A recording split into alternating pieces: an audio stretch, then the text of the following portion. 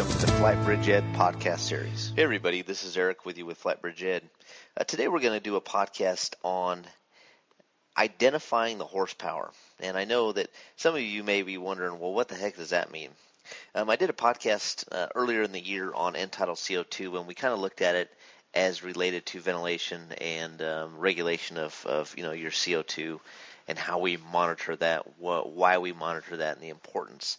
I did a lecture at a conference recently, and I did it from a different perspective, and I did it as a indication of horsepower and a guide to resuscitation. So I thought it would be fitting to kind of look at it from that perspective, do a podcast related to that, and look at it from the cardiac output, hemodynamic stability standpoint. Before we get started, I just want to again thank everybody for just following us, for allowing us to invest in your education, and we're just very excited with the growth of FlightBridgeED, all the downloads we're getting. So we're going to continue to attempt to put out good quality material that allows you guys to learn and gain a different maybe perspective on medicine that you may not have had prior. We're going to start out with a patient scenario. Your patient scenario, you have an 80 kilogram patient currently on a transport ventilator. Patient's on SIMV volume, rate of 16, tidal volume of 480, has a current FiO2 of 100% and a PEEP of 5. Right now, end-tidal CO2 is 15. Vital signs, your blood pressure is 76/42, heart rate is 120, and the patient has a temperature of 102.2. And so the question regarding this patient scenario that's often put out in front of different clinicians is, would you make any ventilator changes based on those numbers? And I know in the past when we look at end-tidal CO2, a lot of people I talk to when I teach, they get really uncomfortable with end-tidal CO2. And I think it comes back to maybe their medical director and how their medical director wants them to manage their patients in between that range of 35 and 45. But we have to understand that our body utilizes, adds acid, CO2 is an acid, and burns off that acid or metabolizes that acid based on what's going on physiologically. The biggest indication, though, of cardiac output and horsepower is true end-tidal CO2. So if we go back to this scenario, what we're going to learn in this presentation, the patient has an end-tidal CO2 of 15. There should be two things that you look at immediately if you see this patient. The first thing is always check a pulse. Remember, with ACLS guidelines, we're taught to monitor a patient's end-tidal CO2 and use that as a guide for return of spontaneous circulation. So when we have an end-tidal CO2 as low as that, it's caused from two things. It's caused from either the patient is pulseless and apneic, or the patient's cardiac output is low, it's slow, it's not sufficient. So we match that with the patient's blood pressure, 76/42, and that's also telling you that the patient has a low MAP pressure. So based on this patient, if you look at the mode of ventilation, you look at their frequency, their rate of 16, their tidal volume is appropriate based on the 6 to 8 mils per kilogram. That would be a 6 mil per kilogram range. Their FiO2 is appropriate, their PEEP is appropriate. There's no ventilator changes that needs to happen in this patient. So that's where a clinician needs to be confident in just looking at a scenario, looking at a situation and go, these ventilator settings are perfect. My end-tidal CO2 is low for one reason, and that's because of the blood pressure. So let's continue with this presentation, and then we'll kind of maybe hit this at the end and talk about it a little bit more. The first thing I want to talk about is an article that was posted in the Journal of Trauma in 2004, and it was Article 57, page 65 through 68. Basically what it said was a study of blunt trauma patients requiring RSI showed that only 5% of the patients with an end-tidal CO2 below 26 after 20 minutes survived to discharge. The median end-tidal CO2 for survivors was 30.75. What that's telling you is that a patient with a low, prolonged end-tidal CO2 secondary to hemodynamic instability has a poor survival rate. So let's look really quickly at respiratory physiology at a glance. And if you've listened to all my podcasts, I've taught this over and over and over, but I think it's important to understand, again, how we bring in oxygen, how oxygen diffusion affects CO2. We're going to look at that in depth when we look at the oxyhemoglobin dissociation curve in this lecture. But it's important to understand that oxygen and oxygen diffusion through the alveolar membrane affect CO2, affects how CO2 attaches to hemoglobin or disassociates to hemoglobin. So remember, at atmospheric pressure at sea level of 760 millimeters of mercury, we bring in oxygen based on the 21% atmospheric air. We bring in oxygen as it travels down our bronchioles at about 104 millimeters of mercury.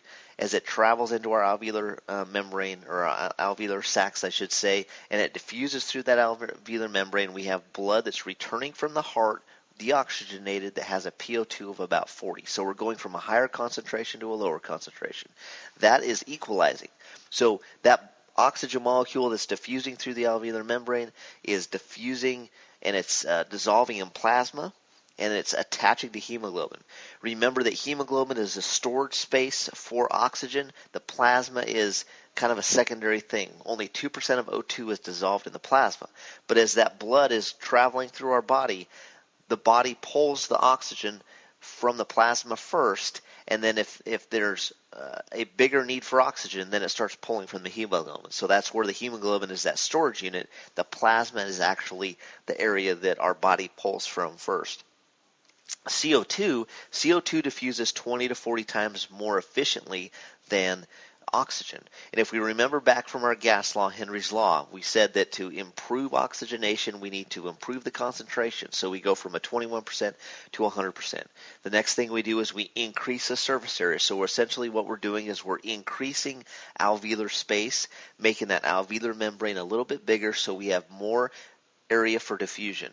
Well, and that still happens for CO2, right? So if we have more area for diffusion, our CO2 is going to even diffuse quicker, more rapidly. And the third thing we're going to do is we're going to increase positive pressure. So first thing, increase concentration. Second thing, increase the surface area by adding PEEP. And the third thing, we're going to increase positive pressure. So if that's bag valve mask ventilations, or that's applying a good volume or a good pressure control ventilation to our patients, and that's what we're doing. That's going to make oxygen diffusion and CO2 diffusion happen more readily. So let's look at the ventilation side just really quickly. Remember, ventilation is the whole regulation of CO2. We talked about this in earlier podcasts, so I'm not going to hit this real hard.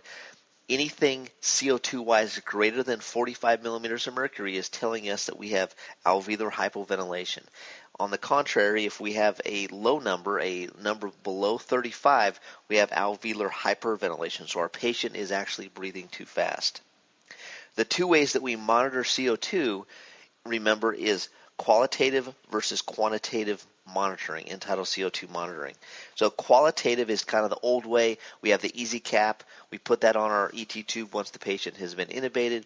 That's our confirmation, or our old way we used to confirm. We're waiting for that litmus paper to change colors. We're wanting that to change. And we need about 6 to 8 breaths to get that change to confirm CO2 exchange. The bad thing about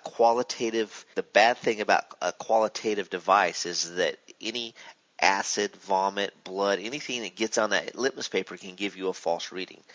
Now we go with a quantitative device. Quantitative devices are entitled CO2 capnography. It gives us a number and a waveform. We know litigation-wise this is the number one way to confirm an ET2 placement.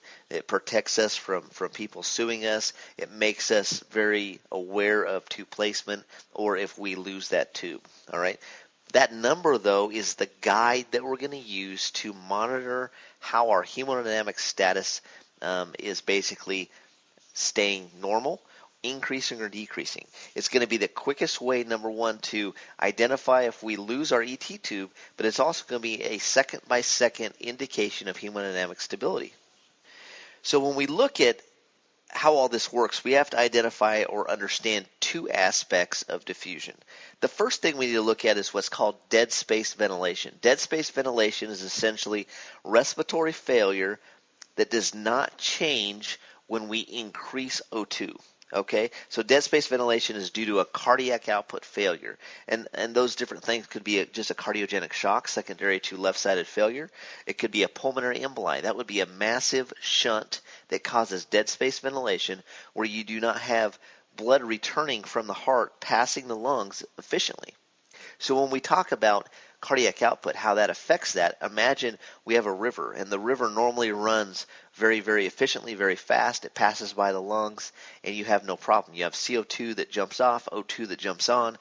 We exhale that CO2 off. The O2 is transported throughout our body, and it's utilized for cellular uptake, cellular activity, ATP production, and things like that. If you have poor cardiac output, that blood is now stagnant. It's just flowing along like frog water. I grew up on the river in Oregon, and that was what we called water that was stagnant, or that flowed very, very slowly. I guess what I'm trying to say is the blood is not catching up with the gas. We do not have enough blood propelling the gas so you have good gas exchange.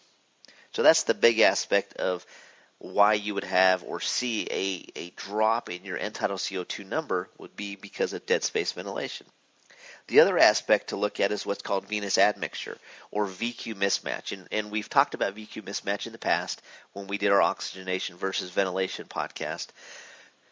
VQ mismatch is essentially when we look at how much minute ventilation we're utilizing compared to how much cardiac output we're utilizing. In a perfect patient, you would want 4 to 8 liters per minute of minute ventilation, and you would want 4 to 8 liters per minute of cardiac output. Being 5 and 5 would be about optimal. So 5 liters of minute ventilation versus 5 liters of cardiac output. So that's saying that you have areas of the lung that's perfused and oxygenated about the same. When we see or talk about venous admixture, what we're looking at is something that's going to respond to an increased O2. So if we increase the concentration, we utilize Henry's law like we just talked about, what you're going to have is you're going to essentially have an increase in PaO2, but you're going to have a drop in CO2. Well, why would you have a drop in CO2? Well, remember, when we become hypoxic, what is our body's response? Our body's response is to increase our rate. So we start increasing our rate. By increasing our rate, what do? We start blowing off acid. So we basically blow off the acid. We're increasing the concentration of oxygen. And we're going to understand here in a second how that disassociates and affects the hemoglobin concentration of CO2 and oxygen. They have a correlation between each other. Venous admixture is essentially how we utilize our diffusion of oxygen and CO2 based on increasing oxygenation. So end-tidal CO2 versus PCO2, how do they rate? How do they correlate? Well, if you were to have a patient, you went to the bedside, they drew a blood gas, and right when they drew that blood gas, you had your end-tidal CO2 capnography in place. They checked a blood gas, PCO2, and it was 45. Your end-tidal CO2 was actually 40. Well, that is a gradient. You would identify that gradient, and you would understand that based on the patient's current PCO2 versus their end-tidal CO2, there's a 5 millimeter of mercury gradient between the two. So you could utilize that gradient to fluctuate their actual PO2, or I should say, to fluctuate their actual PCO2 in the direction you want to affect your pH. All right, so CO2 production is what we need to make sure we understand. Remember, CO2 production happens in two ways. We produce CO2 in aerobic metabolism by converting that glucose molecule to pyruvate. The pyruvate molecule then splits into acetyl-CoA and into CO2 by the conversion of oxygen. In anaerobic metabolism, basically that happens very, very quickly. So we have the splitting of the sugar, we have the splitting of the pyruvate molecule. We don't have the acetyl-CoA now. We have lactate that happens because we have a lack of oxygen. We need that O2 molecule to split that pyruvate to acetyl-CoA and CO2. Well, now we don't have that O2 molecule, so we split it to acetyl-CoA. We split it to CO2, and that whole process stops at that point. We don't continue on like we do in aerobic metabolism into the electron transport chain. So that happens very, very quickly. We just have two little phases there that continues and continues and continues. So in an anaerobic state, with a state of low oxygen, we produce CO2 in high quantities. That's what causes our pH to drop into that acidotic range. Our CO2 climbs, our pH drops. So we have to have good CO2 production in normal ways. Well, how do we fix that? We fix that by adding oxygen. Again, we're going to look at the whole oxyhemoglobin dissociation curve and how that affects us. But just know, by improving oxygenation, you're basically causing better CO2 production in the right amounts. You're not causing excessive amounts by by avoiding oxygen like you would see in anaerobic metabolism. The next thing we have to have good diffusion. Well, remember I said CO2 diffuses 20 to 40 times more efficiently than oxygen does. So when we have a problem with CO2, diffusion-wise, it's because of a massive shunt, and the big culprit is going to be probably a pulmonary emboli. That's the big culprit there. The next thing we look at is adequate minute ventilation. And minute ventilation, remember, on your ventilator or just by bagging a patient, is their tidal volume times their rate. You multiply those two together, and we want that in the range of 4 to 8 liters per minute. So we want to make sure our minute ventilation is adequate. Minute ventilation that's low, if we're hypoventilating our patients or you have a patient that may be overdosed, they could become hypoxic just based on the low minute ventilation. If they don't have enough volume going through their lungs, enough oxygen diffusing through the alveolar membrane, oxygenating our body, they're going to become hypoxic very quickly. That's going to affect how our CO2 range is. Our CO2 is going to climb. We're going to build acid. So identifying immediately if our minute ventilation is adequate is very, very important. And then the last thing we need to look at in the whole preface of this presentation is cardiac output. Do we have enough blood flow to the lungs? The bus goes round and round, right? So you have CO2 again that's coming ready to jump off and be exhaled out of our lungs. You have oxygen that's waiting there at the glass door, the alveolar membrane, to jump on and to be propelled through our body. And if we don't have blood that's going around and around sufficiently, then your CO2 range is going to be wrong. And that's where we look at our end-tidal CO2 and we see those very, very low numbers because we're just not getting a good measurement because we have a lack of flow. When we look at the oxyhemoglobin dissociation curve, remember we're looking at basically two things, and I'm not going to go into the whole thing because I think we've done that in the past, but the two things that affect CO2 diffusion and oxygenation diffusion are a right curve. And when we look at a right curve, remember a right curve is basically the hemoglobin has less of an affinity for oxygen. So your oxygen saturation, if you had an SaO2, is going to be a lower range because you don't have enough oxygen attached to the hemoglobin. Your hemoglobin doesn't have enough seats on the O2 molecule. The hemoglobin doesn't have enough seats for O2 to attach, so it disassociates and that O2 basically gets dumped to the tissues. So you're going to have a very low concentration of oxygen attached to hemoglobin, but you're going to have a very high concentration of O2 into the tissues. So your PO2 on your blood gas or your amount dissolved in your plasma is going to be very high. That's where we look at an FiO2 versus PO2 conversion factor there, or ratio. And we want 5 times of what our FiO2 is. So if you're giving an FiO2 of 100%, their PO2 on a blood gas for a normal patient with no shunt, no VQ mismatch should be 500. And that's a good gauge to kind of look at your patient's status. 5 times their FiO2 should be their desired PO2 if everything is perfect. So what a right curve says is that you have two things to look at. First thing is called Bohr effect. And Bohr effect states that hemoglobin's oxygen binding affinity is inversely related to both the acidity, so CO2, and to the concentrations of carbon dioxide. Well, what does that mean?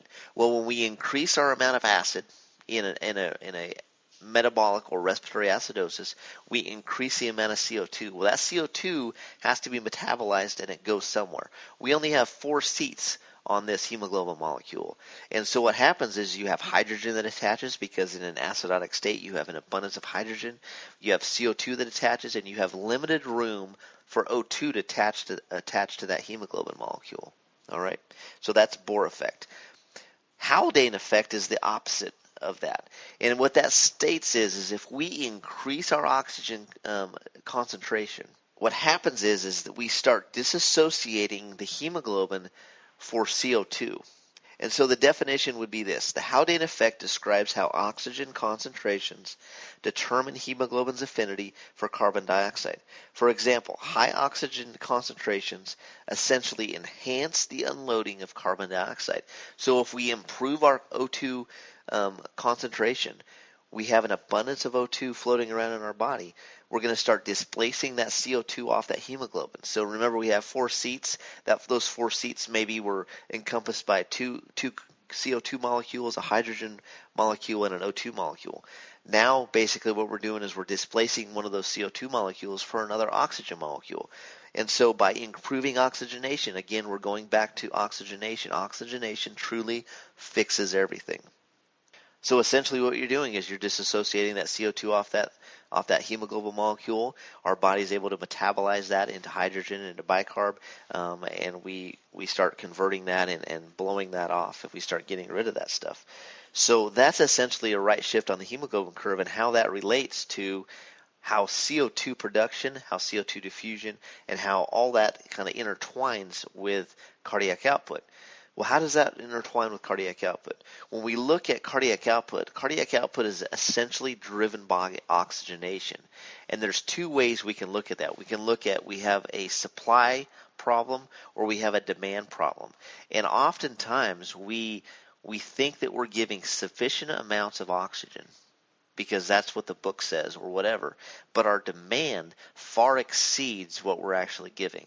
So an example of that would be maybe in a sepsis patient where patients are extremely hyperdynamic, and despite how much oxygenation we're giving, despite the volume we're giving and the pressures we're giving and all that, your demand far out exceeds your supply.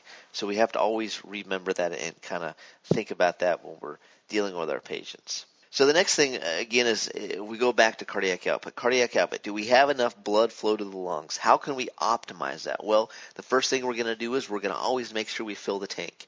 Fill the tank, give patients enough volume. The next thing we're going to do is we're going to optimize that cardiac output with a pressor. So always look at the heart rate. Identify, are they compensating like a normal patient should compensate? If they are, they're probably going to be tachycardic.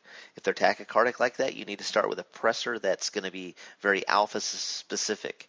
An alpha specific medication would be either Levophed or neosynephrine, where they're going to have a great alpha squeeze.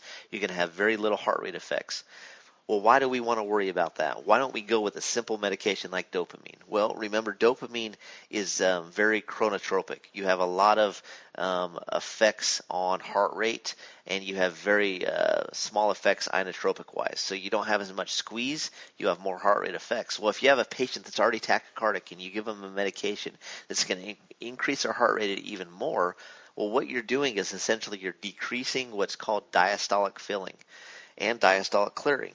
If the heart is pumping so fast that the left ventricle can't fill appropriately, then you're not going to have good cardiac output. You're not going to have a good amount of blood that's ejected out through the aorta and obviously propelled throughout the body.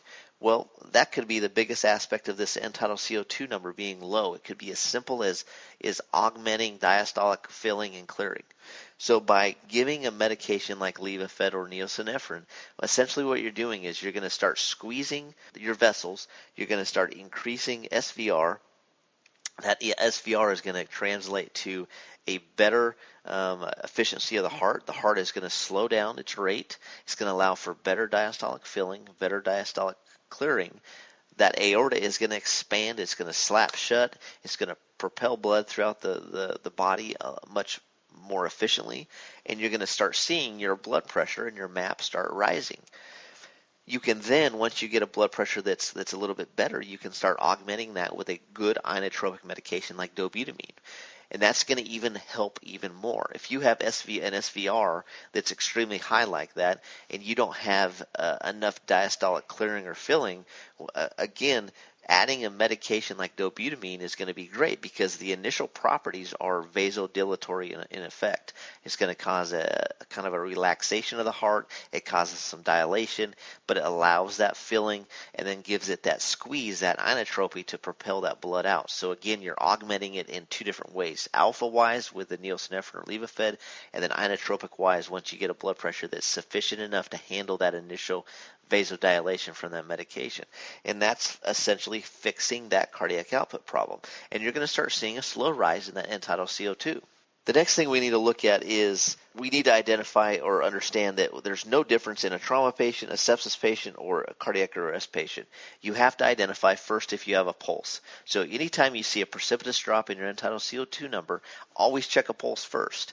Second thing you want to do is once you identify a pulse is you're going to immediately identify what the blood pressure is. Look at that blood pressure. Look at the heart rate. Identify if they're compensating. And then don't get sucked into all the numbers. Don't get sucked into the ventilator numbers and things like that. It's as simple as a cardiac output issue. Here's another study let's talk about. This study was published in the Critical Care Journal of Medicine. It was entitled Carbon Dioxide as a Non-Invasive Indicator of Cardiac Index During Circulatory Shock. And the quote I took from it was this: cardiac output and end-tidal CO2 were highly related to models of circulatory shock in which cardiac output was reduced by greater than 40% of baseline values. They've measured end-tidal CO2 in a non-invasive alternative manner for continuous assessment of cardiac output during low-flow circulatory shock states, and they related that to very high morbidity and mortality. So again, end-tidal CO2, a low state like that, we talked about that first study where we saw a drop. If you had a drop lower than 26 millimeters of mercury, the morbidity and mortality was extremely high. Another study that was published in JEMS in November 2003 stated this: a patient with low cardiac output caused by cardiogenic shock or hypovolemia resulting from hemorrhage won't carry as much CO2 per minute back to the lungs to be exhaled. This patient's end-tidal CO2 will be reduced. It does not necessarily mean the patient is hyperventilating or that there is an arterial CO2 level that's reduced. Reduced perfusion to the lungs alone causes this phenomenon. The patient's lung function may be perfectly normal. So this is another thing to remember. This is another reminder, and I see this all the time when I teach or just when I'm still flying. People forget that this is a huge thing regarding cardiac output, and they immediately want to look at this end-tidal CO2 and they want to start messing with the ventilator. They want to start messing with the minute ventilation, increasing or decreasing the rate. And I know we were taught early on in our careers that our CO2 regulates based on our respiratory rate, but there's a lot more to it. There's a lot more physiology that comes into play. In looking at the whole big picture, identifying the blood pressure, and then fixing the blood pressure oftentimes will correct those low numbers like that. So let's go back to this scenario. We're just about finished. And just look at this. So again, we have an 80 kilogram patient currently on the transport ventilator. So let's decipher what their tidal volume should be. If we start at 6 mils per kilogram, we multiply that by 80 kilograms. Let's say that's ideal body weight. His tidal volume should be 480, and that's exactly where he's at. Minute ventilation-wise, we have a rate of 16, so we multiply 16 times 480, and we would get a sufficient minute ventilation that would be adequate enough to give a patient enough minute ventilation to account for dead space. If we calculate that minute ventilation, we're about 7,600 mils or 7.6 liters, so that we're right in that upper range of 4 to 8 liters per minute. If we look at the PEEP is 5, their FiO2 is 100%. We have an end-tidal CO2 of 15. All right, so that's kind of our outlying number. That's a low number. Our blood pressure is 76 over 42. We have a heart rate of 120, and we have a temperature of 102.2. So when we look at this, we need to figure out what we can do to optimize their cardiac output and identify if this blood pressure is sufficient.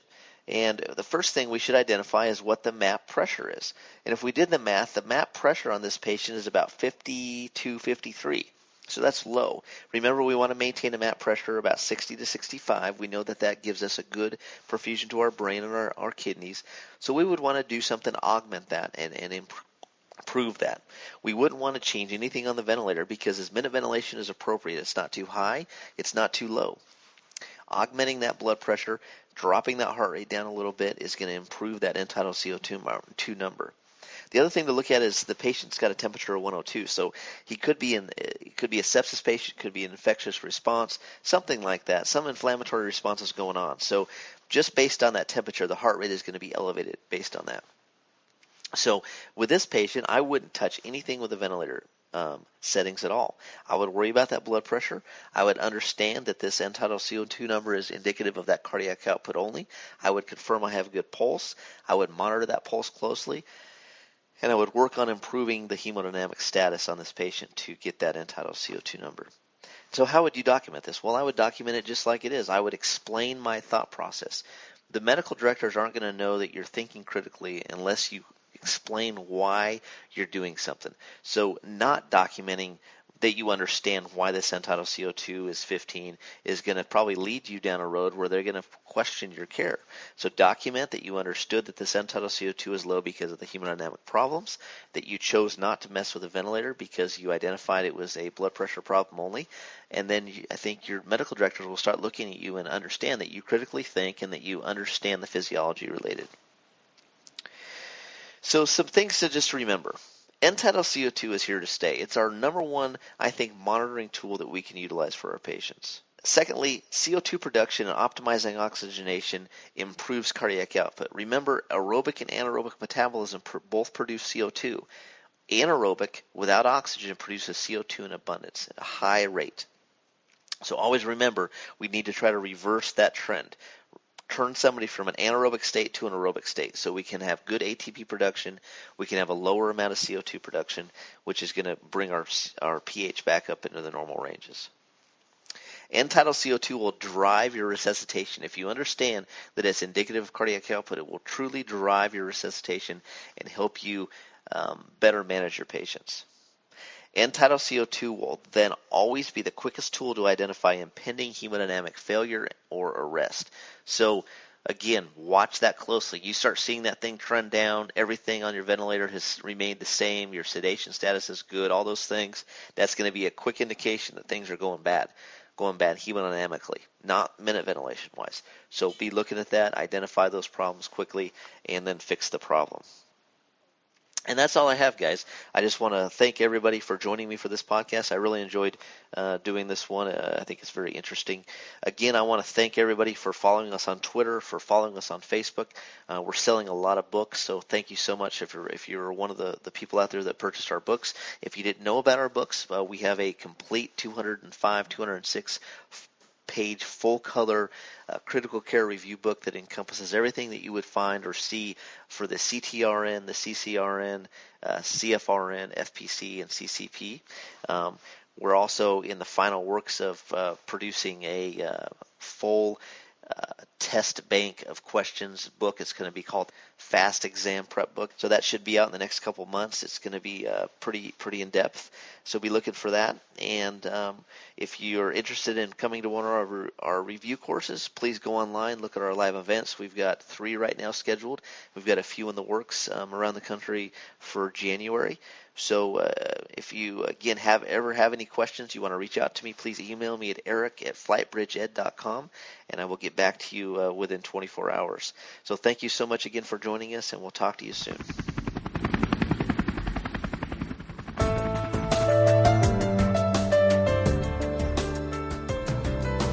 We want to thank you for following FlightBridgeED.